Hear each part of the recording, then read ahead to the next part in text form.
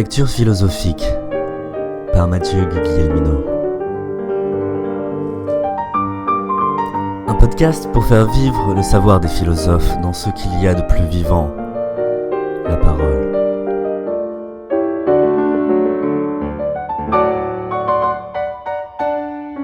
Cette semaine, une lecture de Friedrich Nietzsche. Ainsi parlait Zarathustra.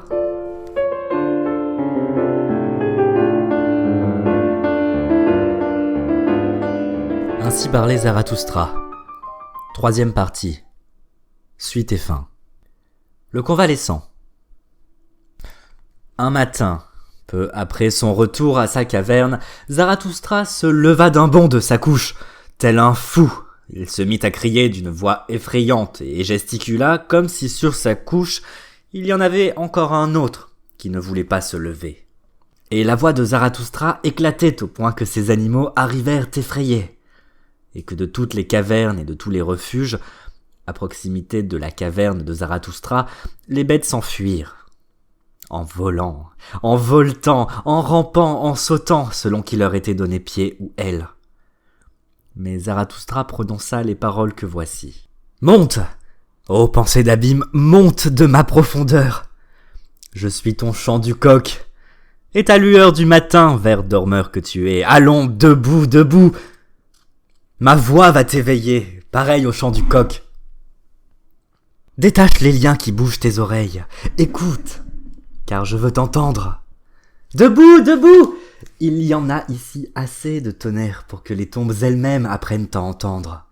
Essuie tes yeux pour en chasser tout ce qui est aveuglement, stupidité et étonnement. Écoute-moi aussi avec tes yeux. Ma voix est un moyen de guérison pour des aveugles nés. Et seras-tu alors éveillé? Alors tu le resteras éternellement. Ce n'est pas dans ma manière de tirer des arrière-grand-mères du sommeil pour leur dire de continuer à dormir. Tu bouges, tu t'étires, tu râles?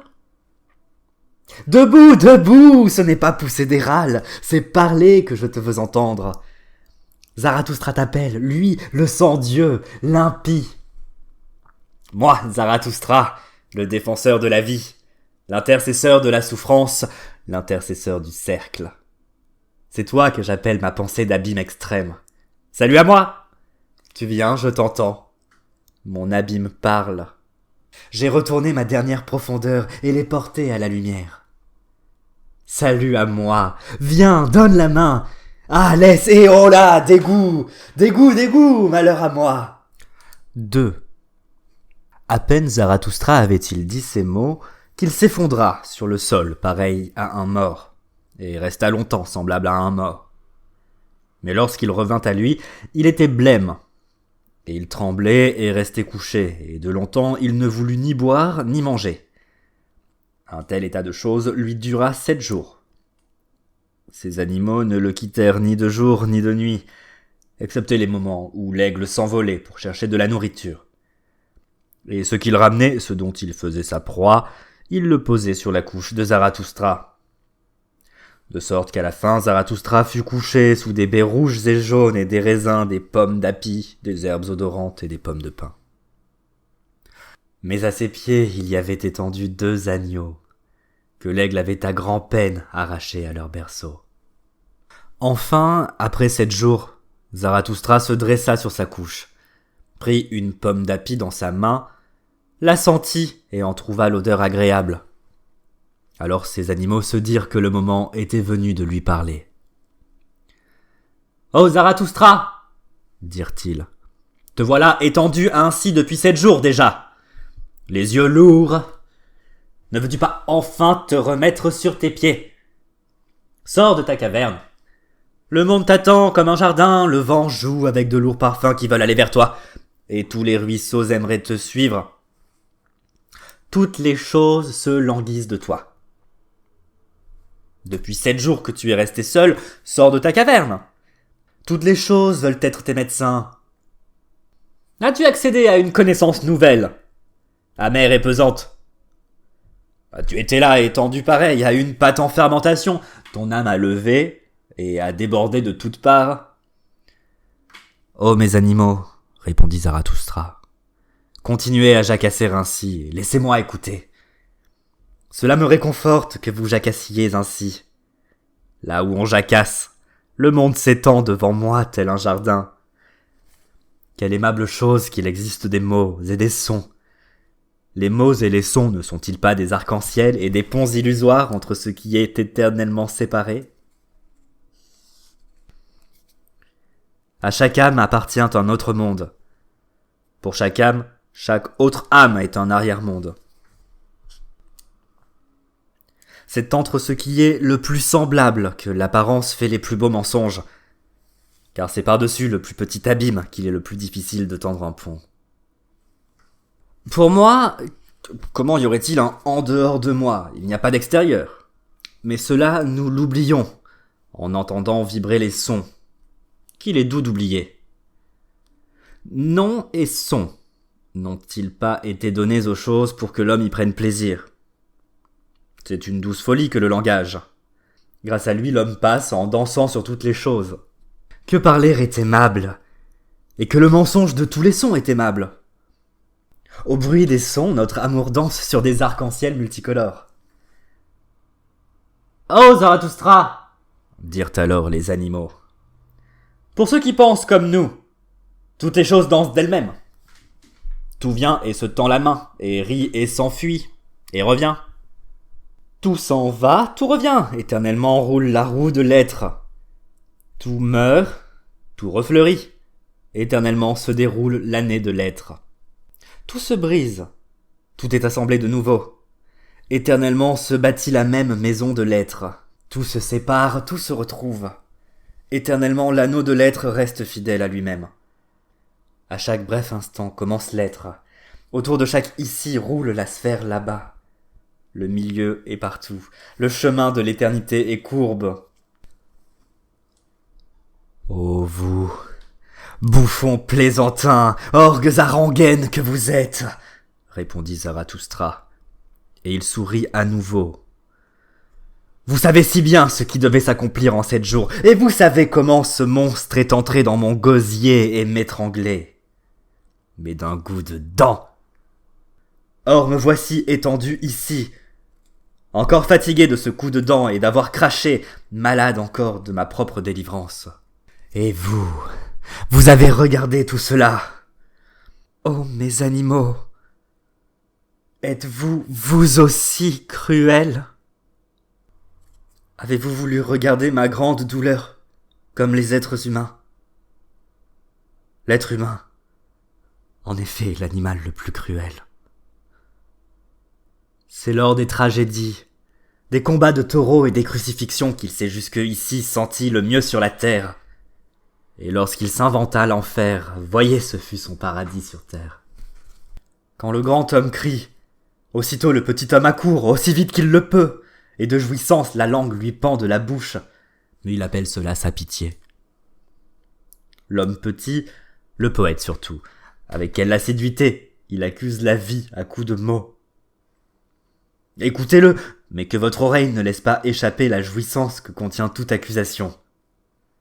De tels accusateurs de la vie en vient à bout d'un ciment Dieu. Tu m'aimes, dit-elle, l'insolente. Attends encore un peu, je n'ai pas encore le temps pour toi. L'homme est à l'égard de lui-même l'animal le plus cruel. Et chez tous ceux qui se nomment pécheurs, porteurs de croix ou pénitents, que vos oreilles ne laissent pas échapper la volupté que recèle cette plainte et cette accusation. Et moi-même, est-ce que je veux par là être l'accusateur de l'homme? Oh, mes animaux, j'ai appris jusqu'ici seulement que ce qu'il y a de pire en l'homme est nécessaire pour ce qu'il y a en lui de meilleur. Que tout ce qu'il y a de pire en lui est sa force la meilleure, et la pierre la plus dure pour le Créateur le plus haut. Et que l'homme doit devenir et meilleur et pire. Je n'étais pas attaché à ce bois-ci du supplice, qui est de savoir que l'homme est méchant. Mais je criais comme personne n'a encore crié. Hélas, faut-il que ce qu'il y a de meilleur en lui soit si peu de choses? C'est d'être si grandement saturé de l'homme qui m'a étranglé. C'est cette satiété, qui s'est faufilé dans mon gosier. Et ce que prédisait le devin, tout est pareil, rien ne vaut la peine, savoir étouffe. Un long crépuscule boitillait devant moi, une tristesse morte de fatigue, que la mort enivrait et qui parlait tout en bâillant, et disait « Il revient toujours, l'homme dont tu es fatigué, l'homme petit. » Voilà ce que ma fatigue disait en bâillant, et elle traînait la patte et ne parvenait pas à s'endormir. Je vis la terre des hommes se muer en caverne. Son sein s'affaissait. Tout ce qui était vivant devint de la pourriture humaine, et des ossements et un passé vermoulu. Sur toutes les tombes des hommes, mon gémissement s'attardait sans pouvoir les quitter. Mon gémissement et mon questionnement coassaient, et m'étouffaient, et rongeaient, et se lamentaient, jour et nuit. Hélas! L'homme revient éternellement. L'homme petit revient éternellement. Un jour, je les ai vus tout nus tous les deux. L'homme le plus grand et l'homme le plus petit. Je les ai vus par trop semblables. Par trop humain encore le plus grand. Par trop petit le plus grand. C'est ce qui fait que j'en ai assez de l'homme. Et éternel retour aussi de ce qui est le plus petit. Voilà ce qui me fit en avoir assez de toute existence. Ah, dégoût, dégoût, dégoût! Ainsi parlait Zarathustra. Et il soupirait et frissonnait, car il se rappelait sa maladie. Mais ces animaux alors ne le laissèrent pas continuer. « Ne dis plus rien, toi, oh le convalescent !» Voilà ce que lui répondirent ces animaux. « Va-t'en plutôt, sors, va là où le monde t'attend pareil à un jardin. Va vers les roses, et les abeilles, et les vols de colombes. Mais va surtout chez les oiseaux chanteurs, pour que tu apprennes d'eux le chant. Chanter, en effet, est pour les convalescents. Celui qui est en bonne santé peut certes parler, et si celui qui est en bonne santé veut lui aussi des chansons, ce sont pourtant d'autres chansons que celles que veut le convalescent. Ô bouffons plaisantins et orgues à rengaine que vous êtes, taisez-vous donc, répondit Zarathustra. Et il sourit de ces animaux. Comme vous savez bien quelle consolation je me suis inventé pour moi-même en ces 7 jours. Qu'il me faille à nouveau chanter. C'est cette consolation-là que je me suis inventé, et cette guérison. Voulez-vous en refaire tout de suite une rengaine? Ne continue pas, lui répondirent de nouveau les animaux. Refais-toi plutôt une lyre, une nouvelle lyre. Car vois, ô Zarathustra, pour tes nouvelles chansons, il te faut de nouvelles lyres. Chante et déborde, ô Zarathustra, guéris ton âme par de nouvelles chansons, pour que tu portes ton grand destin qui ne fut le destin d'aucun homme encore. Car tes animaux le savent bien, ô Zarathustra, qui tu es et qui tu dois devenir.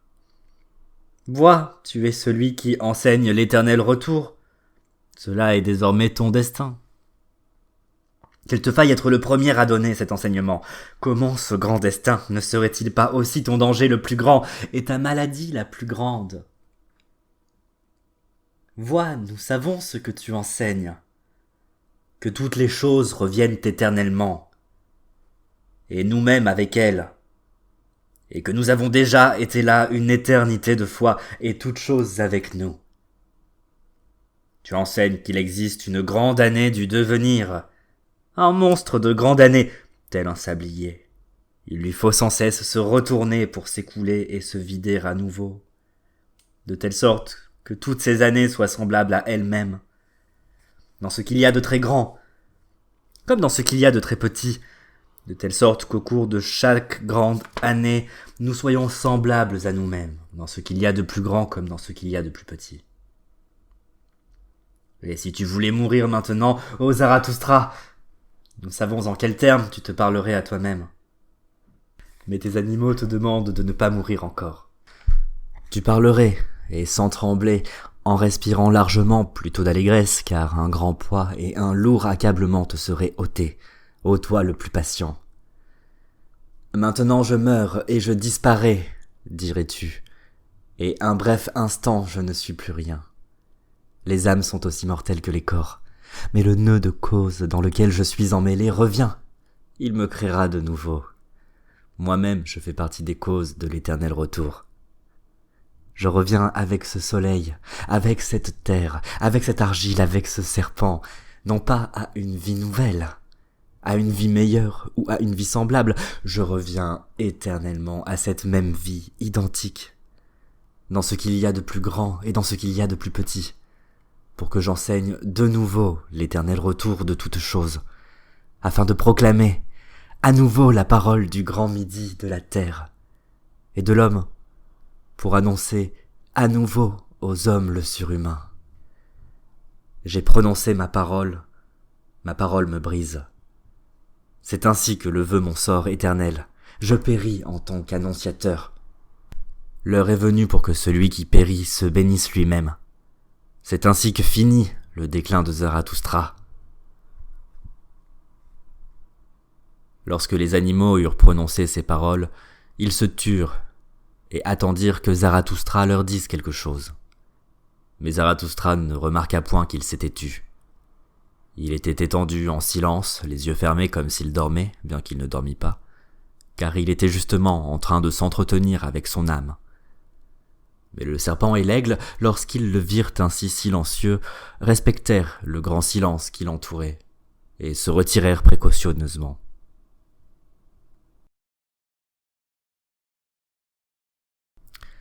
Du grand désir. Ô mon âme, je t'ai appris à dire aujourd'hui comme on dit jadis ou naguère, et je t'ai appris à danser ta ronde par-dessus tout ici, tout là-bas et tout plus loin encore. Ô mon âme, je t'ai délivré de tous tes recoins, j'ai balayé la poussière, les araignées et la pénombre qui te recouvraient. Ô mon âme, je t'ai lavé de ta petite pudeur et de ta petite vertu en coin, et je t'ai convaincu de te tenir nu devant les yeux du soleil. J'ai soufflé sur ta mer houleuse avec la tempête qui a pour nom esprit. J'ai chassé tous les nuages, et j'ai même étranglé l'étrangleur nommé péché. Ô mon âme, je te donnais le droit de dire non, comme la tempête, et de dire oui comme le dit le ciel ouvert. Tu es là silencieuse comme la lumière, et tu vas maintenant silencieuse à travers des tempêtes négatrices. Ô mon âme, je t'ai rendu ta liberté sur ce qui est créé et sur ce qui est incréé. Et qui connaît comme tu la connais la volupté de ce qui est futur? Ô mon âme, je t'ai appris le mépris qui ne vient pas comme un ver rongeur. Le grand mépris, plein d'amour, celui qui aime le plus quand il méprise le plus. Ô mon âme, je t'ai appris à être assez convaincante pour convaincre, et faire venir jusqu'à toi les raisons elles-mêmes. Pareil au soleil qui convainc même la mer, et la fait monter jusqu'à sa hauteur à lui. Ô mon âme, je t'ai débarrassé de toute obéissance, de toute génuflexion, de tout propos servile. Je t'ai donné moi-même le nom tournant de la nécessité et destin. Ô mon âme, je t'ai donné des noms nouveaux et des jouets multicolores. Je t'appelais destin et volume des volumes et cordon ombilical du temps et cloche d'azur. Ô mon âme, à ton royaume terrestre, j'ai donné à boire toute sagesse, tous les vins nouveaux et tous les forts vins vieux, immémoriaux de la sagesse. Ô mon âme, j'ai versé sur toi chaque soleil et chaque nuit et chaque silence et chaque désir. Alors je t'ai vu pousser tel un cep de vigne. Ô mon âme, te voilà là, debout, lourde, croulante de richesse, les pis gonflés et les grains de raisin serrés d'un brin mordoré. Serrés et pressée par ton bonheur, attendant ta force de surabondance et honteuse encore d'attendre. Ô mon âme, il n'existe nulle part une âme plus aimante, embrassant et contenant davantage de choses. Où donc le passé et l'avenir seraient-ils plus proches, plus ensemble qu'auprès de toi? Ô mon âme, je t'ai tout donné, et mes mains se sont vidées de ton fait. Et maintenant, Et maintenant, souriante et pleine de mélancolie, tu me dis « Qui de nous doit dire merci ? N'est-ce pas le donateur qui doit dire merci que le preneur ait pris ? Prodiguer, n'est-ce pas une pressante nécessité ? Prendre, n'est-ce pas faire grâce ? Oh mon âme, je comprends le sourire de ta mélancolie. Ta surabondante richesse elle-même tend des mains qui désirent. Ta plénitude jette les yeux sur des mers mugissantes et cherche et attend. Le désir de la surabondance s'exprime par le ciel souriant de tes yeux. Et en vérité, ô mon âme, qui verrait ton sourire et ne fondrait pas en larmes ? Les anges eux-mêmes fondent en larmes à cause de l'excès de bonté de ton sourire. C'est ta bonté et ton excès de bonté qui ne veulent pas se plaindre, ni pleurer.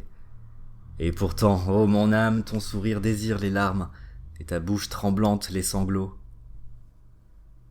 Tout pleur n'est-il pas une plainte ? Toute plainte n'est-elle pas accusation ? Ainsi te parles-tu à toi-même. Et c'est pourquoi, ô mon âme, tu préfères sourire plutôt que de déverser ta haine. Tu préfères sourire plutôt que de déverser ta peine, que de déverser en ruisseau de larmes toute ta peine, de tant de plénitude, et de l'impatient besoin qu'a le cep de vigne de vigneron, et de la serpe du vigneron. Mais si tu ne veux pas pleurer, épuiser par tes pleurs ta mélancolie pourpre, alors il te faudra chanter, ô mon âme. Vois, je souris moi-même qui te prédis de telles choses, chanter un chant retentissant, jusqu'à ce que toutes les mers se taisent, et qu'elles écoutent ton désir, jusqu'à ce que sur toutes les mers calmes qu'habite le désir, flotte la barque, le miracle d'or, autour de l'or duquel tournent en bondissant toutes les bonnes choses mauvaises, étranges, et aussi beaucoup d'animaux petits et grands, et tout ce qu'il y a d'étonnant pieds légers, de sorte à pouvoir courir sur des sentiers bleu pervenche, vers le miracle d'or, la barque volontaire et vers son maître. Mais lui, c'est le vigneron qui attend avec sa serpe de diamant, ton grand libérateur, ô mon âme. Lui, l'anonyme, pour qui seuls les champs futurs trouveront des noms. Et en vérité, déjà ton haleine sent les champs futurs. Déjà, tu brûles. Déjà, tu brûles et tu rêves. Déjà, tu bois, assoiffé à tous les puits de consolation profonds et sonores. Déjà, ta mélancolie repose dans la béatitude de champs futurs. Ô mon âme, maintenant, je t'ai tout donné, et aussi ce que j'avais d'ultime, et mes mains se sont vidées en toi. Que je t'ai dit de chanter, dis-le. Qui de nous doit maintenant dire merci ? Mais mieux encore, chante pour moi. Chante, ô mon âme, et laisse-moi dire merci. Ainsi parlait Zarathustra. L'autre chant de danse. 1. Il y a peu je te regardais dans les yeux, ô vie. Je vis de l'or étinceler dans ton œil nocturne. Mon cœur s'en arrêta de plaisir. Je vis étinceler une barque d'or sur des eaux nocturnes, une barque qui coulait. S'immerger, une barque dorée, bercée, faisant signe encore. Tu as jeté un regard vers mon pied, ivre de danse, un regard bercé, plein de rire, d'interrogation et de douceur. 2 fois seulement, tu as fait mouvoir ta crécelle de tes petites mains, et déjà mon pied se balançait en proie à l'ivresse de la danse. Mes talons s'arquaient, mes orteils écoutaient pour te comprendre. Le danseur n'a-t-il pas ses oreilles dans ses orteils ? Je bondissais vers toi. Alors tu as pris la fuite devant le bond que je fis. Et vers moi se tendaient, telles des langues, les pointes de tes cheveux fuyants, s'envolant. Je m'éloignais de toi et de tes serpents en bondissant. Or tu te donnais déjà à demi tourner, l'œil avide. Avec des regards obliques, tu m'enseignes des voies obliques. Sur des voies obliques, mon pied apprend des ruses. Je te crains, proche, et je t'aime loin.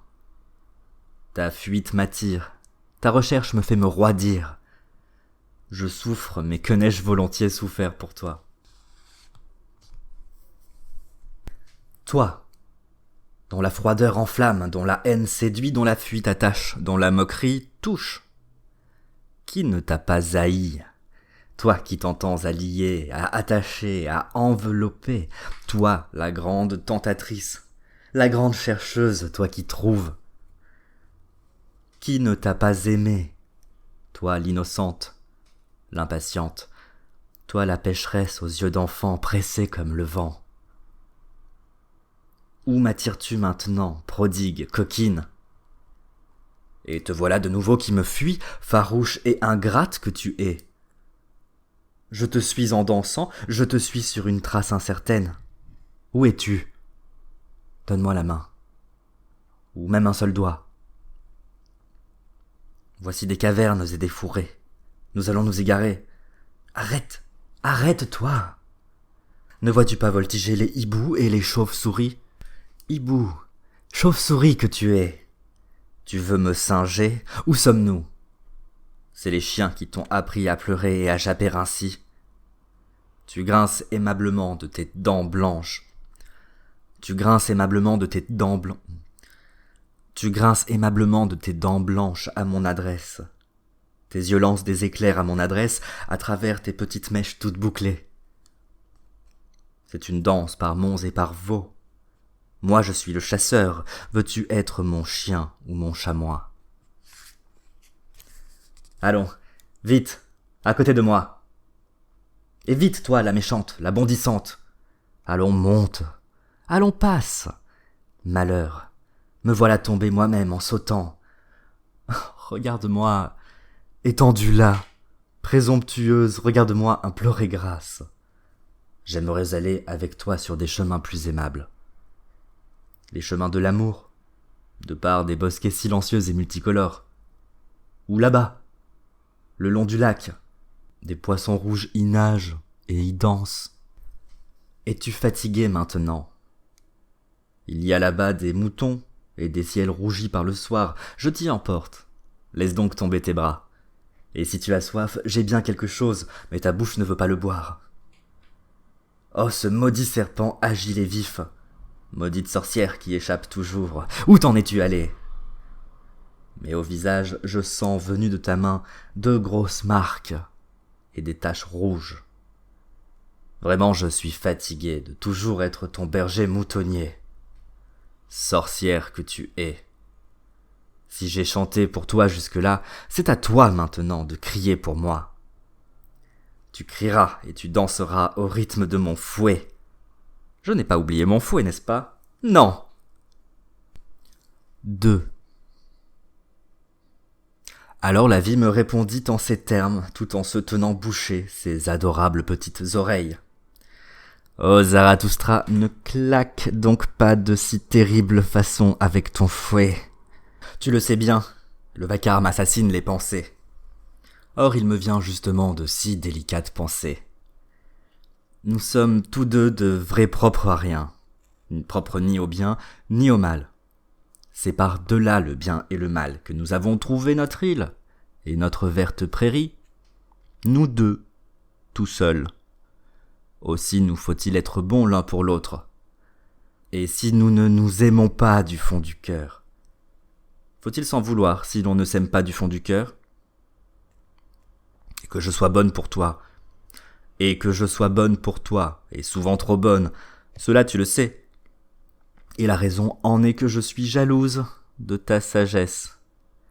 Ah, cette vieille folle bouffonne de sagesse. Si un jour ta sagesse devait t'échapper, alors mon amour aussi t'échapperait très vite. Alors pensivement, la vie regarda derrière elle et autour d'elle, et dit doucement « Ô Zarathustra, tu ne m'es pas assez fidèle. Tu es loin de m'aimer autant que tu le dis. Je sais que tu penses vouloir me quitter bientôt. Il y a un vieux bourdon lourd, très lourd. La nuit, quand il sonne, son grondement monte jusqu'à ta caverne. Entends-tu cette cloche à minuit sonner les heures?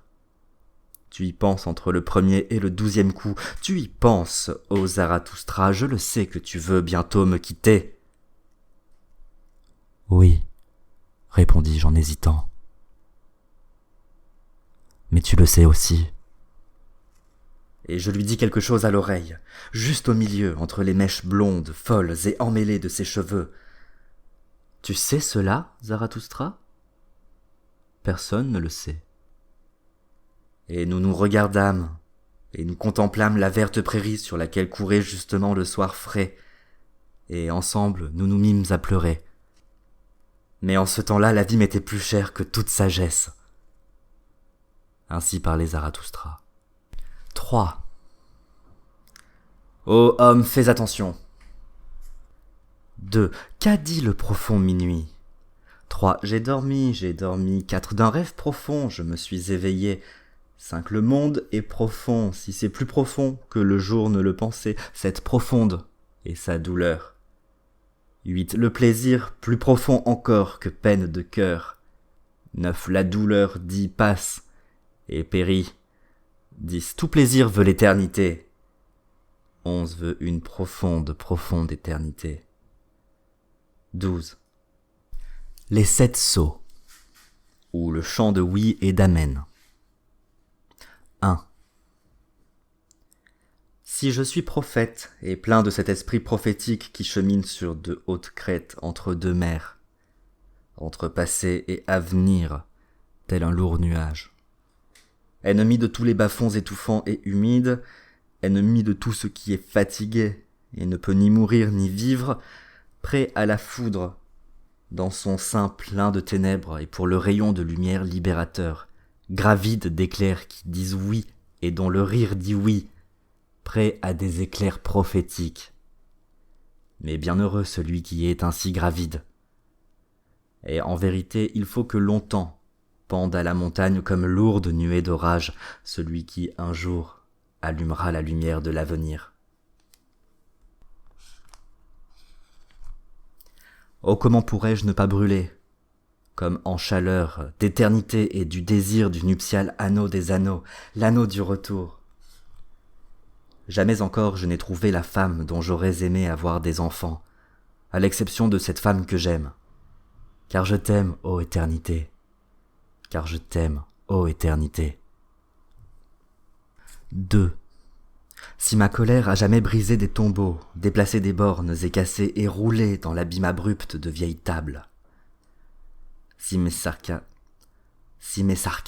ont jamais de leur souffle dispersé des mots vermoulus, et si je suis venu tel un balai pour les épaires, et tel un vent purificateur pour de vieux sépulcres à l'air confiné, si j'étais assis, batifolant là où sont ensevelis de vieux dieux, bénissant le monde, aimant le monde, assis à côté des monuments de vieux détracteurs du monde, car j'aime même les églises et les vieilles tombes des dieux, lorsque, enfin, le ciel d'un œil pur regarde à travers leurs plafonds crevés, j'aime à être installé comme l'herbe ou le pavot rouge sur les églises détruites. Oh, comment ne brûlerais-je pas du désir d'éternité et du nuptial anneau des anneaux, l'anneau du retour. Jamais encore je n'ai trouvé la femme dont j'aurais aimé avoir des enfants, si ce n'est cette femme que j'aime, car je t'aime, ô éternité, car je t'aime, ô éternité. 3. Si jamais un souffle m'est venu, un souffle de ce souffle créateur et de cette nécessité céleste qui force les hasards à danser des rondes d'étoiles, si j'ai jamais ri avec le rire de l'éclair créateur, que suit en grondant mais obéissant le tonnerre de l'action, si j'ai jamais à la table des dieux qu'est la terre joué au dé avec les dieux, en sorte que la terre en tremblait, sans briser et cracher des fleuves de feu, car la terre est une table pour les dieux, et qui tremble sous les mots nouveaux et créateurs, qui tremble lorsque les dieux jettent leurs dés. Oh, comment ne brûlerais-je pas du désir d'éternité et du nuptial anneau des anneaux, l'anneau du retour. Jamais encore je n'ai trouvé la femme dont j'aurais aimé avoir des enfants, si ce n'est cette femme que j'aime, car je t'aime, ô éternité, car je t'aime, ô éternité. 4.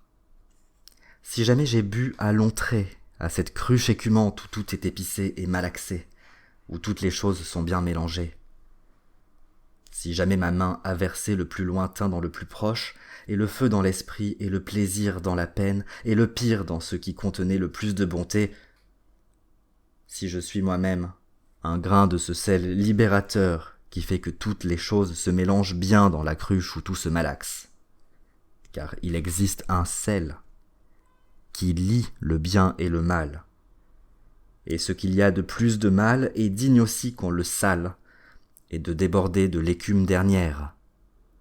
Oh, comment pourrais-je ne pas être brûlant du désir d'éternité, et du nuptial anneau des anneaux, l'anneau du retour. Jamais encore je n'ai trouvé la femme dont j'eus aimé avoir des enfants, si ce n'est cette femme que j'aime, car je t'aime, ô éternité, car je t'aime, ô éternité. 5. Si j'aime la mer et tout ce qui est elle la mer, et si je l'aime surtout quand elle me contredit avec colère, quand il y a en moi cette joie qui cherche, qui pousse les voiles vers ce qui n'a pas encore été découvert, quand il y a un plaisir de vieux matelot dans mon joyeux plaisir, si jamais mon allégresse s'est écriée, la côte a disparu, voici que je suis libéré de la dernière chaîne. L'illimité rugit autour de moi. Loin devant moi brille l'espace et le temps. Allons, debout, vieux cœur. Oh, comment ne brûlerais-je pas du désir de l'éternité et du nuptial anneau des anneaux, l'anneau du retour? Jamais encore je n'ai trouvé la femme dont j'eus aimé avoir des enfants, si ce n'est cette femme que j'appelle éternité. Non. Jamais encore je n'ai trouvé la femme dont j'eus aimé avoir des enfants, si ce n'est cette femme que j'aime. Car je t'aime, ô éternité, car je t'aime, ô éternité. 6. Si ma vertu est la vertu d'un danseur, et si j'ai sauté souvent à pieds joints dans un ravissement doré et couleur d'émeraude, si ma méchanceté est une méchanceté rieuse, chez elle parmi les roseraies et les haies où fleurit le lilas, dans le rire est rassemblé tout ce qui est méchant, mais sanctifié et délivré par sa propre félicité.